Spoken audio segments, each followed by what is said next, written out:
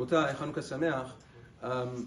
So the Gemara tells us that everybody knows the mitzvah of Havdala b'Motzai Shabbat. It's a mitzvah to make Havdala not only in tefillah, but on a cup of wine when we get home. Not only that, the Gemara is speaks very severely about those who eat before Havdala. The Gemara says that a person who eats before Havdala is chayav mitah. The Gemara says a gruesome death befalls those who eat before Havdala. So it's a very, very important thing for a person to be makpid not to do so. Nevertheless, the poskim tell us that if a person, let's say he was eating Seudah Shlishit before the time for Havdalah, and he's eating, he didn't yet finish, he didn't say Birkat HaMazon, the halacha is you don't have to stop cold turkey right in the middle of your Seudah Shlishit and make Havdalah Lakos right there, because that would be disrespectful to Shabbat. Rather, the halacha is that a person is allowed to continue Seudah, finish eating and drinking, and once he makes Birkat HaMazon, only then does the Isur to eat before Havdalah kick in. Now, it would seem, based on that, what happens if a person didn't yet have a chance to eat Seudah Shlishit, and now it's Shki'ah, now it's sunset.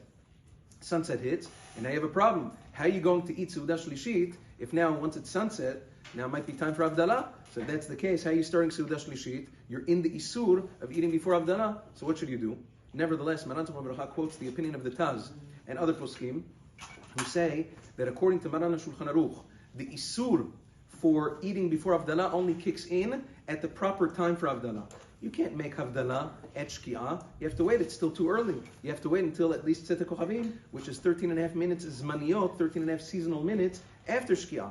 So if it's still too early at Shki'ah to make Havdalah, it's still too early for the Isur to eat before Havdalah to kick in. And because of that, they say, the poskim say, Maran Tzemach Bracha brings down that it is permissible, although there's a machloket. But la'alacha ul ma'aseh, if a person did not yet eat Seudah Shlishit, and it's Shki'ah, it's sunset, or a few minutes thereafter, until about 13.5 minutes Zmaniyot, let's say about 15 minutes after, this time here it's a little bit less, but let's say about 15 minutes or so after Shki'ah, you can still do Netilat Yadayim, and sit down and eat Seudah Shlishit, and then make Birkat HaMazon later when you are done.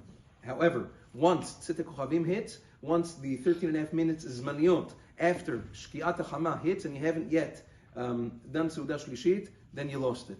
Over there already the Isur to eat before Havdalah kicks in, and over there you would no longer be able to have Seudah Shlishit. Unfortunately, a person missed out. It's important now, especially during the winter.